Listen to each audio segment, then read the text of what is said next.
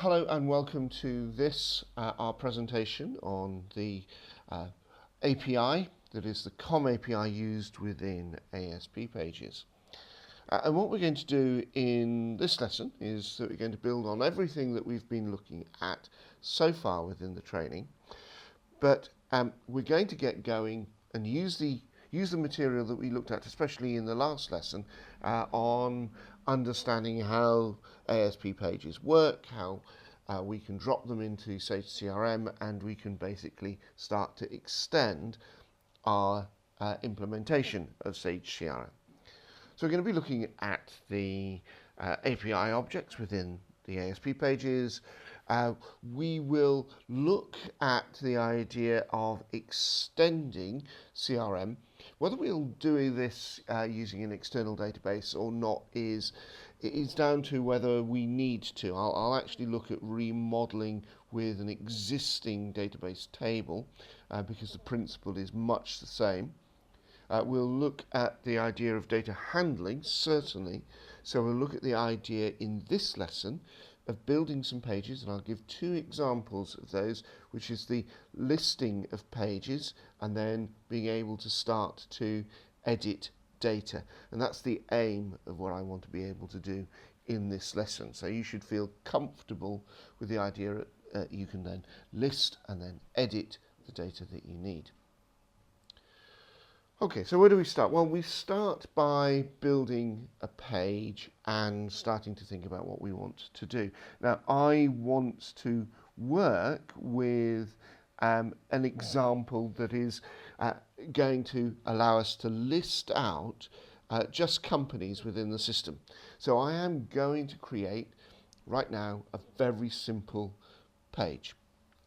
And this is going to take us all the way through the process of creating a company page. So to do that, I need to switch back into CRM. Here's the CRM screen, and what I'm going to do is I'm going to add another option on this menu, which will be just called All Companies. And so it's just going to be producing a list of all of the company information held inside CRM as it is. And this is one of the simplest tasks that we can do. Now, to do this, I'm going to start off with metadata, because metadata does most of the work within a CRM system. And I'm going to come into customization, and within customization go down into company, and I'm going to create for myself a list block suitable for display. Now, all lists are based on the underlying views, so I need to be confident as to which view that I want to use. And looking down here, I can see that I've got several views that I could use. I've got, I could use something like V mail merge company, because that's obviously used for the mail merging. I could use the standard report information for companies. But if I wanted to bring in information about the person and address information, the default information, I think V summary company is probably a good view. You can see that it's bringing together information from the default person and the default address, etc. So V summary company is going to be my view that I'll use here. And so I'm going to return back to lists, and in here I'm going to create for myself a simple company list. So I'm going to call this comp list, and it's going to come from the view V summary company. And I've got the choice, this is a recent addition into Sage CRM, of saying whether I want all the SQLs to be returned in the underlying query, or only the data that I want pulled back named inside the list itself. So I can decide how I want and what information I want pulled back. I'm going to say yes, I do want all of the columns pulled back in this case, because I don't know just yet in an ASP page I may want all of the columns available to me to be able to control and say I want to add this column back into the page or not. We'll be developing that idea in the course of the second lesson next week. But right now I'm going to choose Save And so I've got a new comp list in here, and inside comp list I can choose the columns that I want. To prove my point, all I want to do really is to make sure I've got the company name added in. I'll add in the company name. I think I'll also add in here, let's add in the person name as well. So if I come down into person, first name and last name,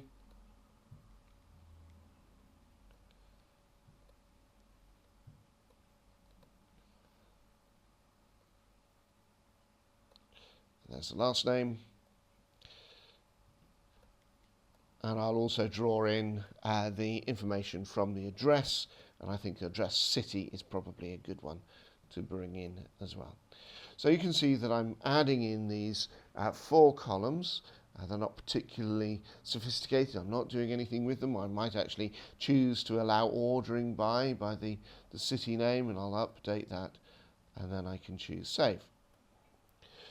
So I've built there the metadata for a new list, and what I want to do is have that list called from within inside the metadata of the screen inside the My CRM menu.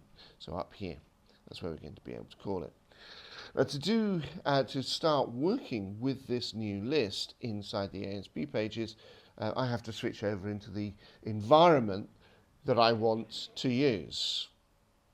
So I'm going to switch over into a scripting environment that I want to be able to use. I could use a simple scripting environment like TextPad. You can see that we've got scripts in here that are available from the community to allow us to use TextPad as a very simple texting environment to allow us to build the pages. Or we could decide to use Visual Studio, and that's actually the more common technique to be able to use. This is especially true if you have access to the SDK. So what I need to do is I need to create the page that we're going to be using. So if I'm going to say I want to create a new file, this new file is an HTML file at first, although we're going to be creating this as an ASP page.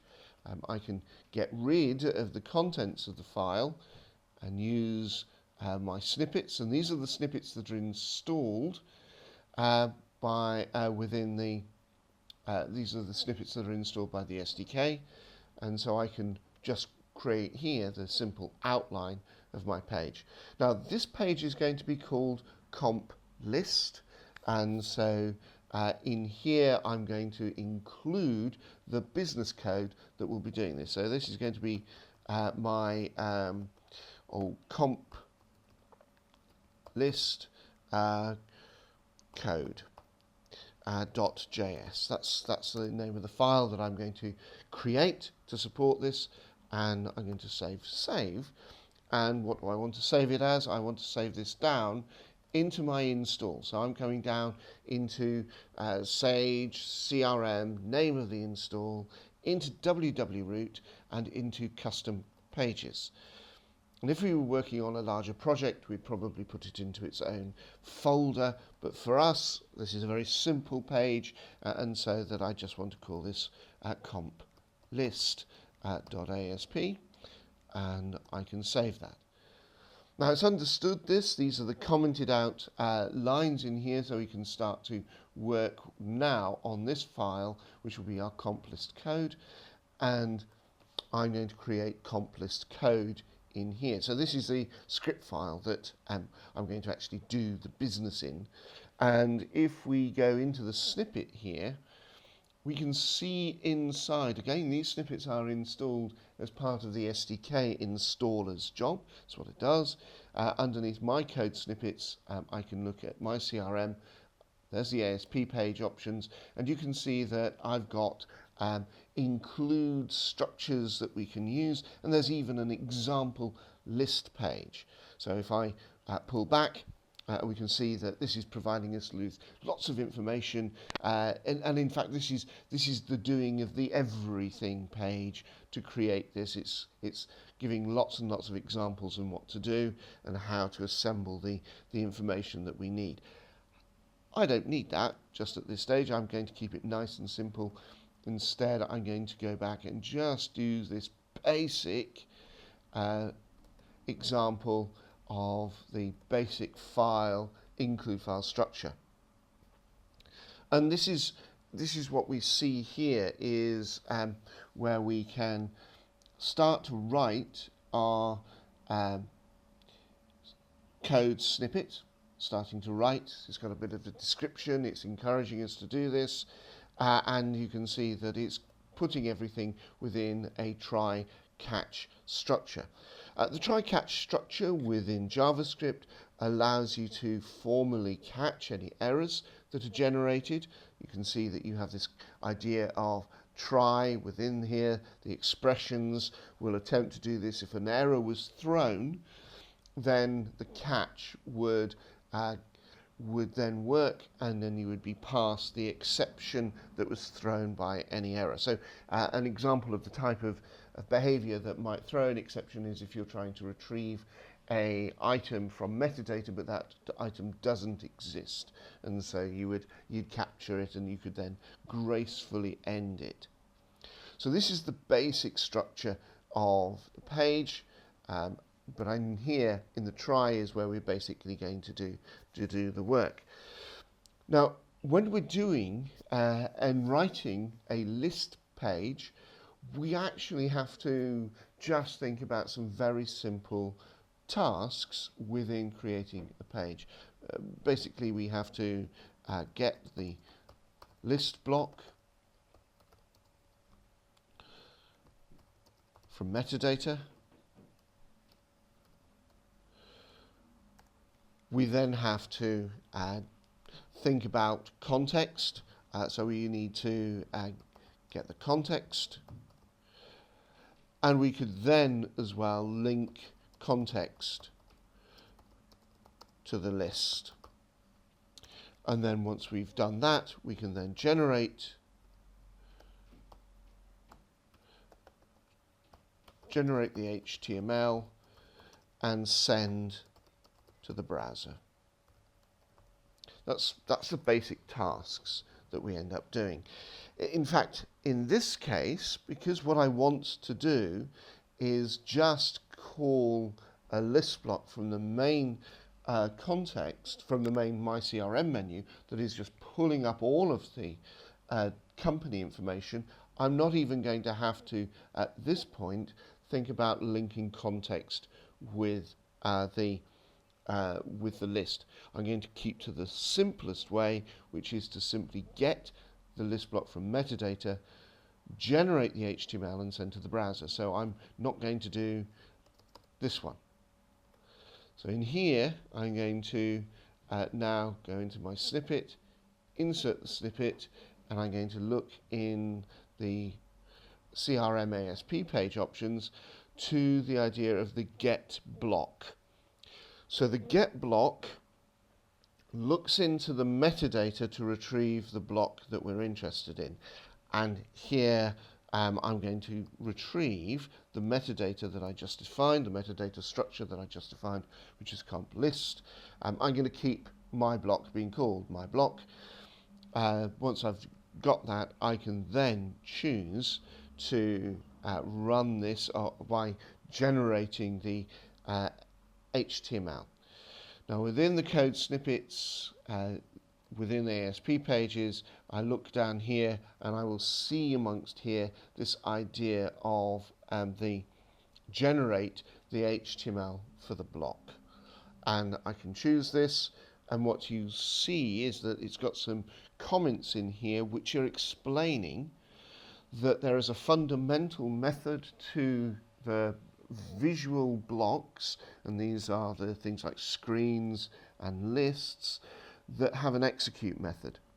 That execute method is the mechanism by which we pass any parameters that may be needed to tie into context or into the record that is being displayed within the structure, but basically it says go away, do your fundamental behavior and generate the HTML on your return.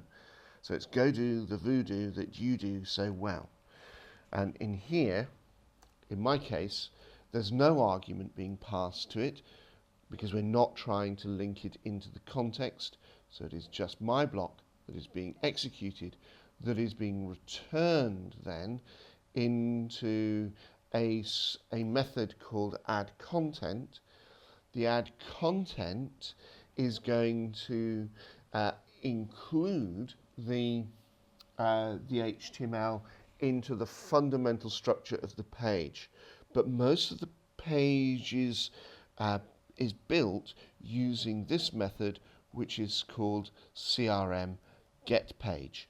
So get page is the thing that is responsible for building in the navigational structure, is building in all of the elements that make up how it sits within the context of the page. That includes things like the automatic inclusion of all of the JavaScript that is needed in the client side as well. So it does all of that work. So I've got a get page method generating this out, and then we write it out with a response.write. We saw in the last week's lesson the role of the response.write in returning the HTML to the browser. So I've ended up writing 1, 2, 3 lines of code. I'm going to save this as my comp list code.js file, and I can now go to use this page comp list. So inside CRM, I need to go and find in advanced customization, I need to come down into the system menus,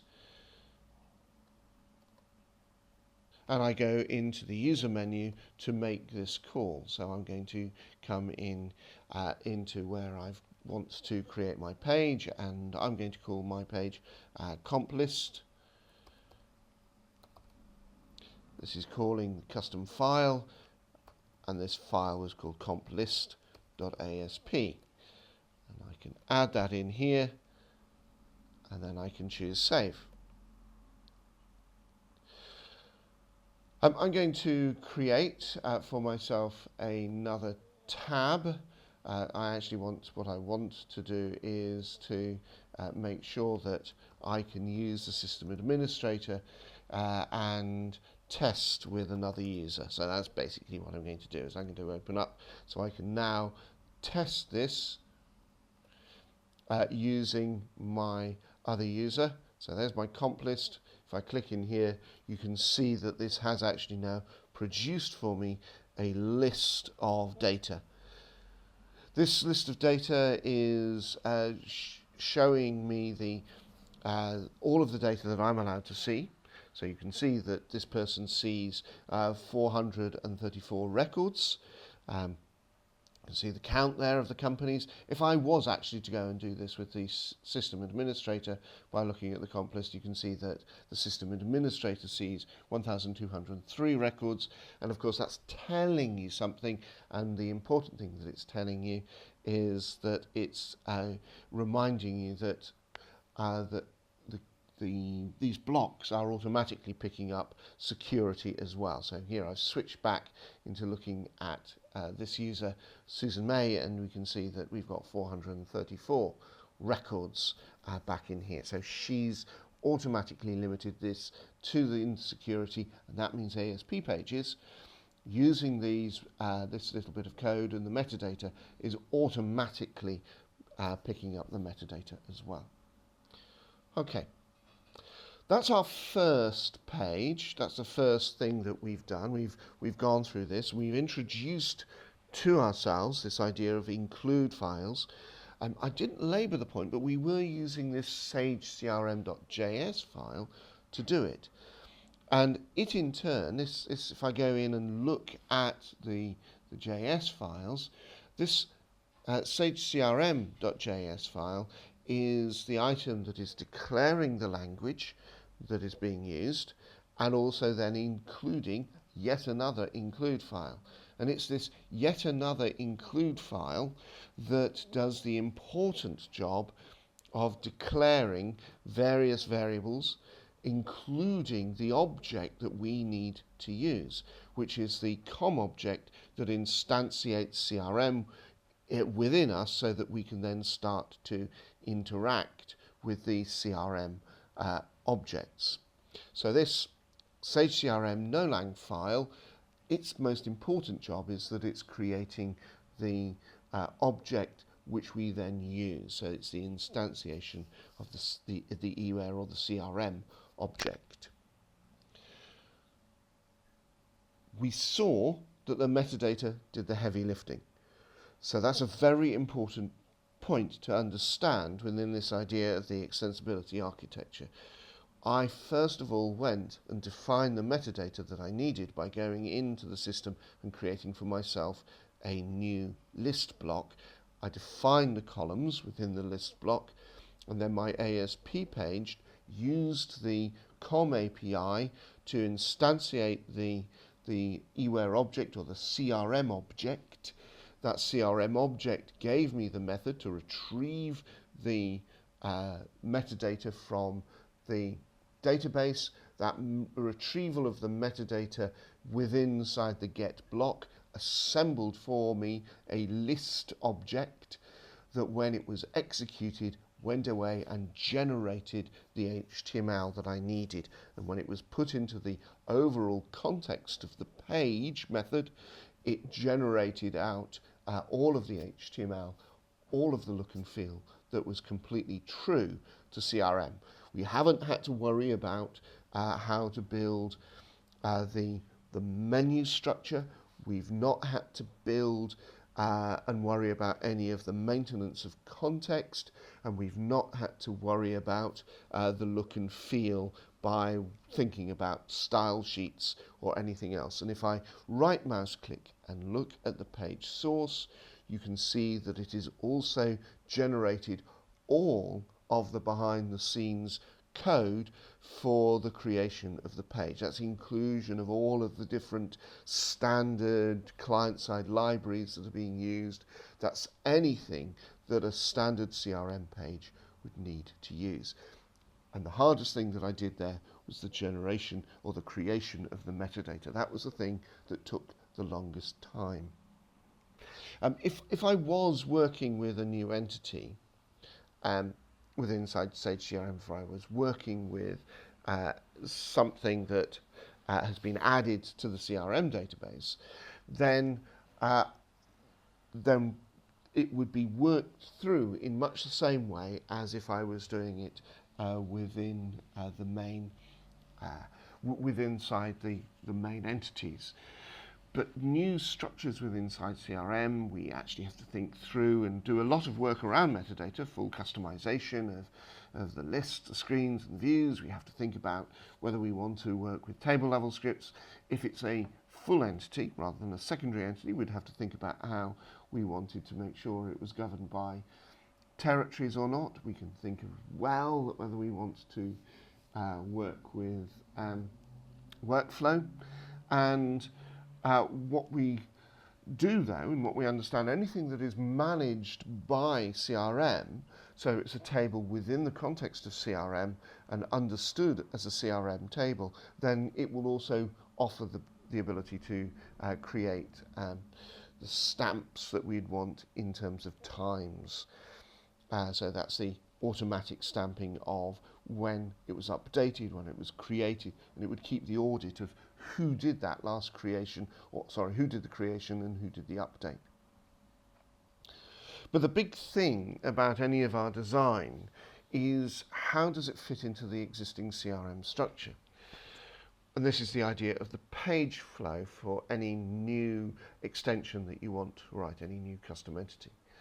So inside CRM, and let's make sure that we're looking at the CRM page, if I have added in a new structure, then I'd need to understand how it fitted into things like the listing from within inside my CRM, how do I move to the details of this? So you can see how a list works, how I pull back and go into the actual record. How do I switch over into a page that offers me to edit it? How do I handle a delete if I wanted to delete it as well? So all these things I'd have to think through, and they are all part of what's called the page flow. All of the different actions that the user may take, we need to think about in our design what happens when this takes place, and how does it match the existing metaphors and navigation that are used within inside CRM.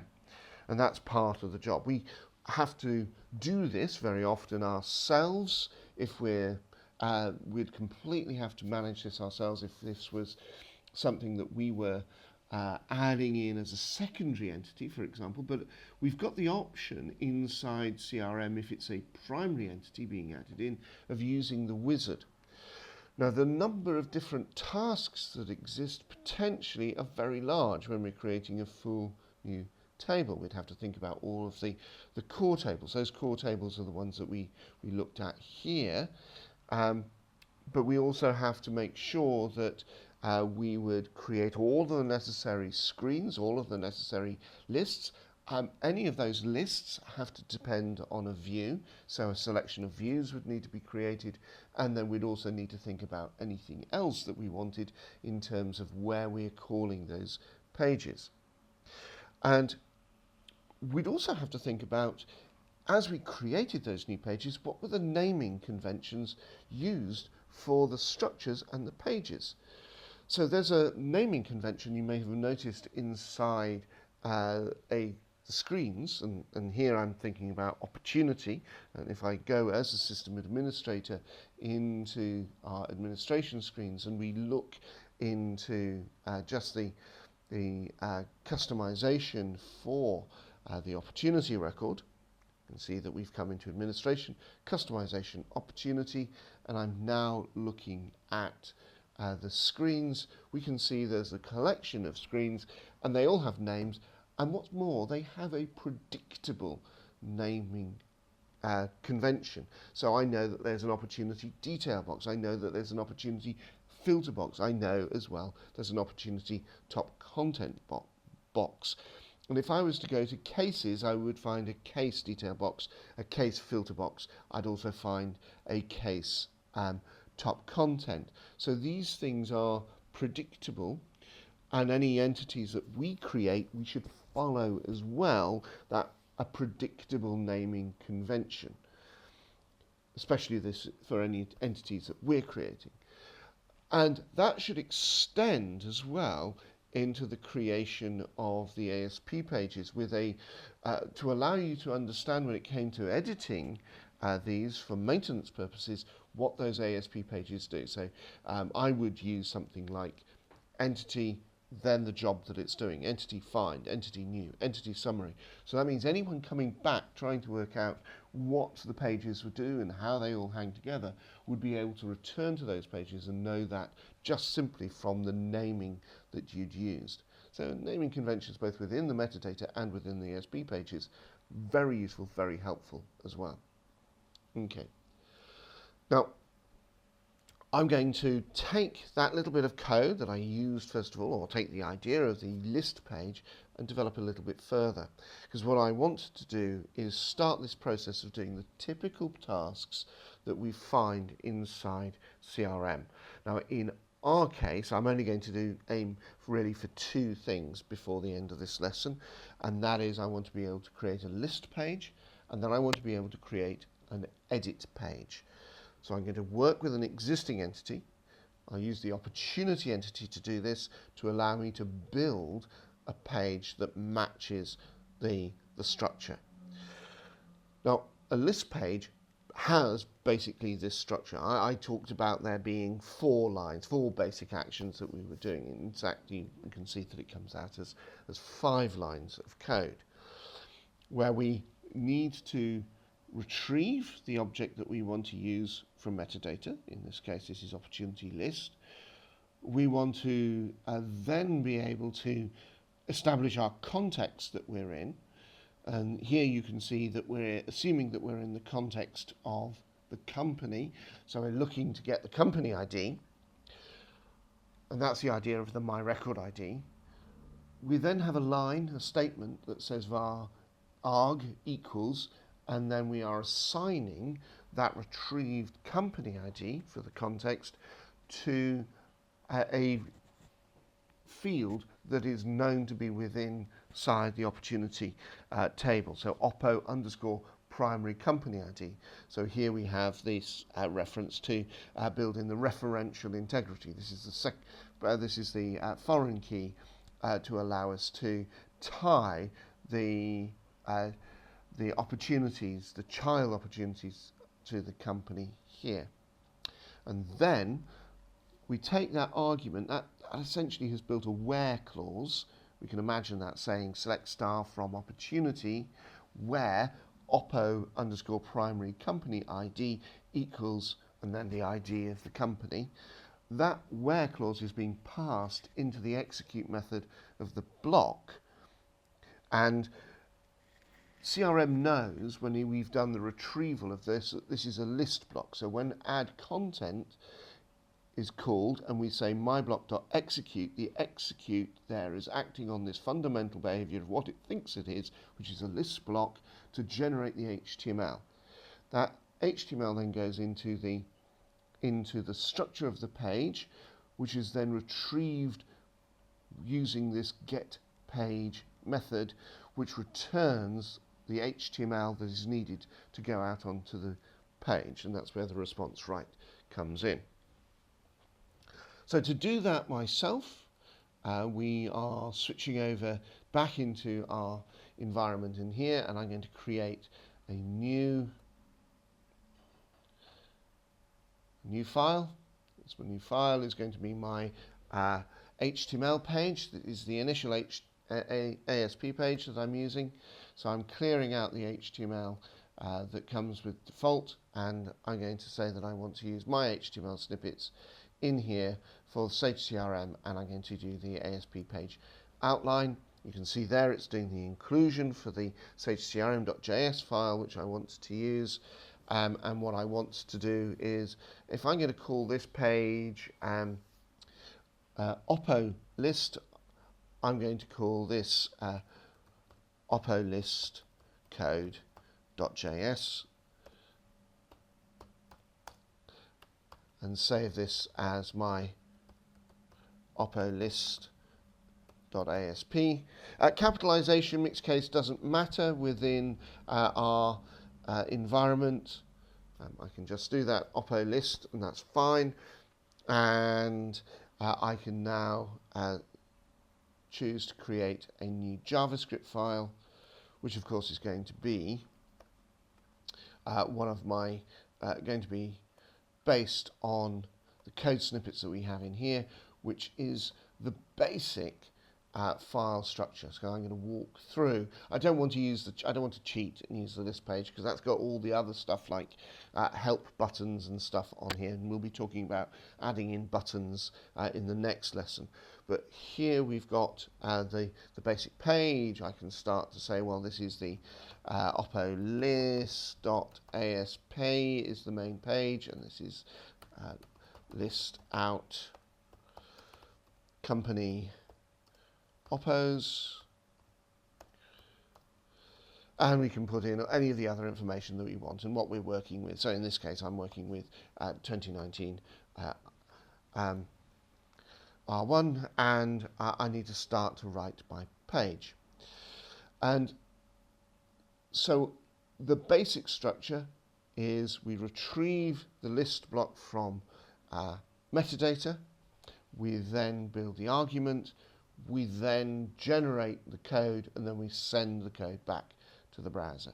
So in this case, my snippet in here, if I look at my code snippets, is going to be a get block.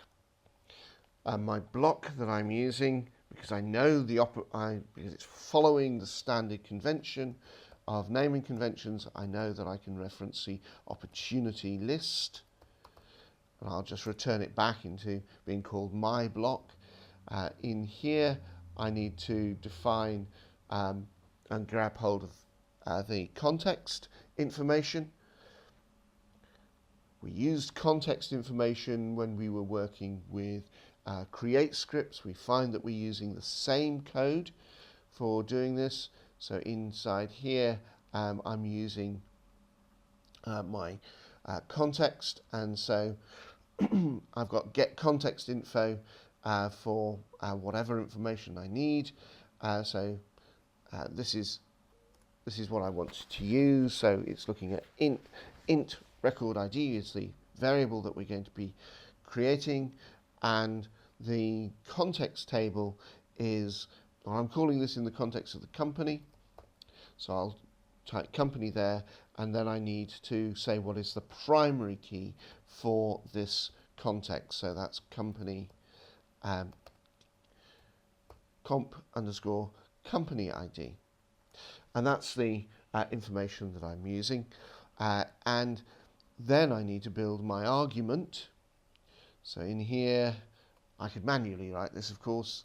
Once you've started to use ASP Pages for a lot, you'd find it much easier just to write the code.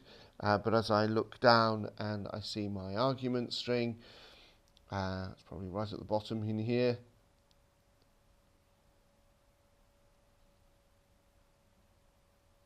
I don't think I've even got I don't think I may have bothered to set myself an argument because it's. Oh, there we are, build argument. Very simple. There we've got my argument being set, and the field that I want here is not oppo assigned user ID, but instead this is oppo and primary company ID,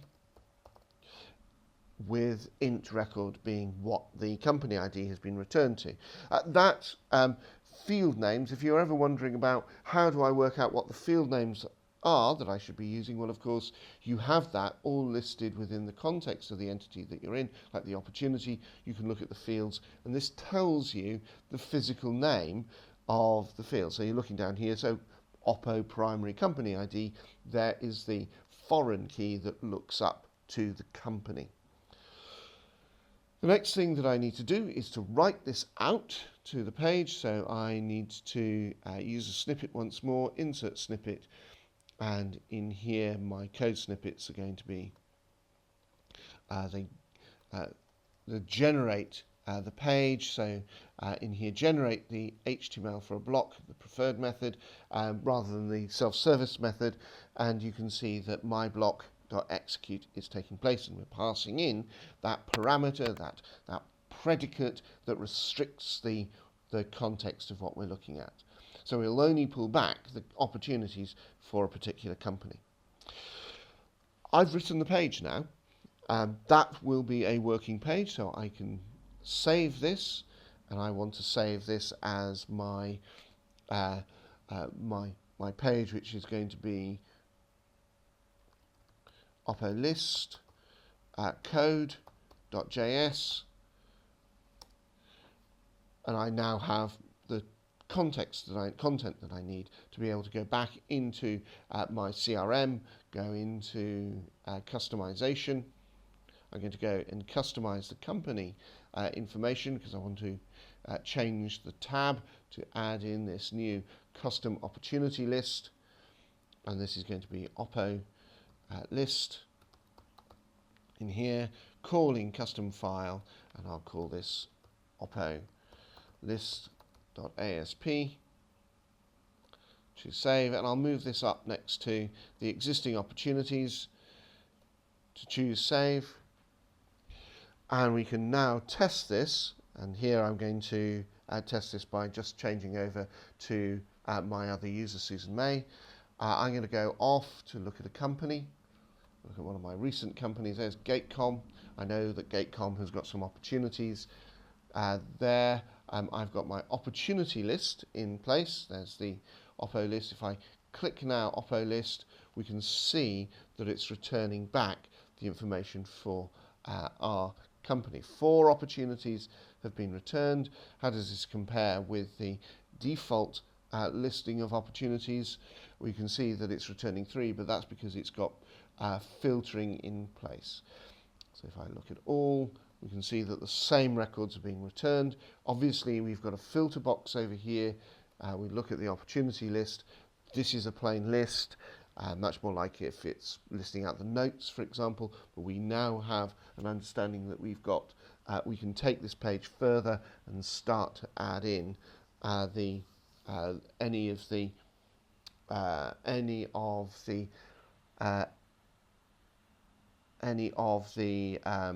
editing that we want, any of the buttons, any of the other information, and we'll start looking at that in the next lesson. Now, in the last thing that I want to do is I want to look at how we can handle the idea of the editing of the context that we want. So how do we make sure that we are creating the necessary information or how we've got the necessary information to be able to edit the information that we need. Now, the example on the screen is assuming that we're already looking at the existing opportunity context. I'm going to look at where we can create a use of information where we're not looking at existing context, but rather context that is being changed and set, so that if we were to hyperlink across to the opportunities listed out here, we change our context to make sure that we know that we're going to that place. So we have that. So I'm going to in here add in a new hyperlink onto the stage column to allow us to then build our own edit page or view page for this page. So there's my sale agreed, and what I want to do is to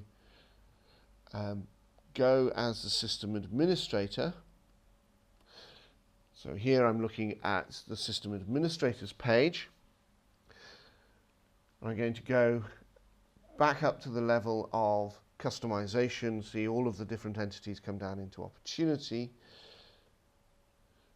I'm going to look at the list that we were using, which was the opportunity list. This opportunity list has got this stage field. This doesn't have a hyperlink on it, so I'm going to add a hyperlink in here, and I'm going to call in here, going to create a custom jump. The custom jump is going to go to my Oppo edit page, and my custom edit page, what variable is going to be passed across? Well, it's going to be passed across Oppo underscore opportunity ID. So I'm going to pass across there, and I can then update that column, choose save. So now if I look at this list page once more, I have a listing out, and I can see that the hyperlink has been added into this column, and if I press it, I'm going to get a nice 404 error message because this page doesn't yet exist. This Oppo edit doesn't exist. So there's my 404 error message. One of the easiest error messages to be able to cope with within a CRM environment, because it just tells you that the resource that you're looking for doesn't exist, or it can't be found on the path that it's working with. So there's my Oppo edit. I'm going to come back into my environment in here and start creating for myself a new page, which is going to be that Oppo edit page. So I insert my snippets, and my snippet in here, ASP page snippet is going to call off my Oppo edit code.js file, and I can save this as my Oppo edit.asp. Again, it doesn't matter about the capitalization of the file name, because that's not important from a IIS perspective on the naming of the file. There's my Oppo edit.asp page saved, and I can switch back now I can start the process of seeing whether or not the error has changed. A 500 error is what it would have come up with in Visual Studio as well. That's just telling me that in my case I haven't included I haven't actually got the include file that was being referenced. So that's a fundamental mistake. So I need to now create for myself my JavaScript file, and my JavaScript file is going to do the business in terms of writing out and the edit information. So my code page snippets for Sage CRM, for ASP Pages, the basic structure is what we're using. I can save this temporarily now. I was going to save this now as my oppo edit code.js, and I can build the rest of this file in. I have to retrieve the information from metadata. I have to establish my context. I have to retrieve the data that I want to display. I have to pass that into the execute method, and then I have to generate the page. Here, if I look at my code snippets, it's the same getting of the block that we're going to do here. So my, excuse me,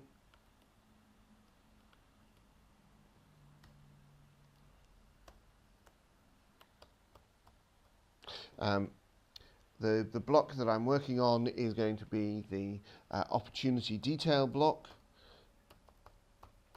the opportunity detail box, and we can then start to work with this. My next item is that I have to think about the context. And within the ASP pages, the context that I want to use is not looking at the standard context, but rather the information that is passed to it.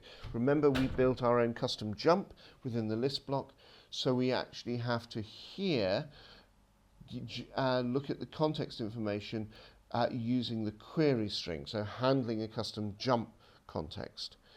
And that's actually what we're interested in, grabbing the opportunity ID from the query. This is all a bit, this all looks a bit strange. What I've got here is this idea of the opportunity ID being used, and then I've got a chunk of HTML, a chunk of JavaScript, which seems to be processing it in a particular way. This is to make sure that it grabs the first instance of the opportunity ID to make sure there's no ambiguity. So this is a way of grabbing the unique number, and just because it's possible that you might find as you move around the opportunity ID gets added into the URL a number of times, but basically you can see that it's reading the query string to get hold of the opportunity ID.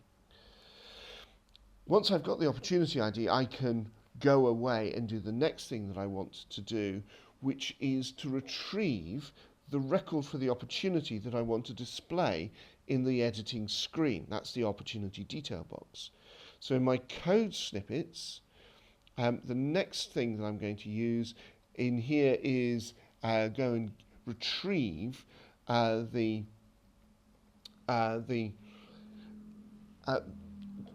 need to go and retrieve a record. So I'm working with a record in here.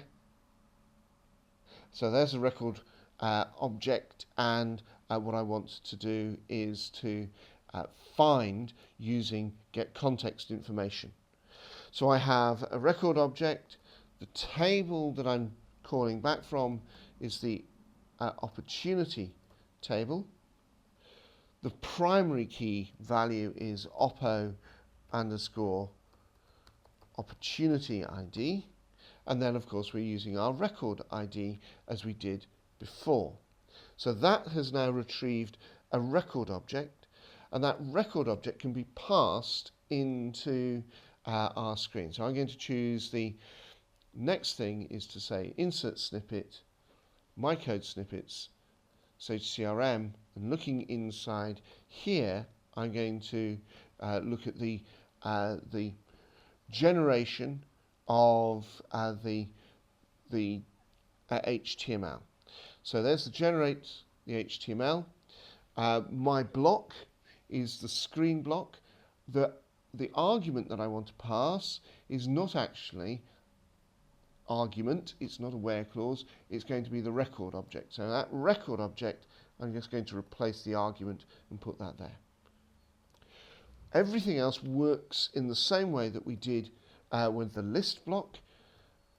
And so we have actually got a very similar set of behavior here, where we look at the metadata, we retrieve from the metadata, we then establish our context, which is the company opportunity ID that we want to retrieve. We find the opportunity record, we add the record to the screen and generate the HTML. We then return the HTML to the screen. So let's see if that's worked. Back inside our page, this is our list page, and I pull the list back page, and now if I click on sale agreed, we can see that it's pulled up the page that we wanted. So it's actually gone ahead and created for us a page that has pulled the record up into memory. And what's more, we'll find that this is a working editing page, because I can click change now. I can change the information that I want in here, and you can see that I can change it and save it, and if I was to return back to this opportunity list, you can see the description has been changed in here. So we know that this is all working and is all within the structure of our page. Okay, that's the two sets of information that I wanted to look at, the idea of the list page and now the edit page. We're going to be developing this in the next lesson.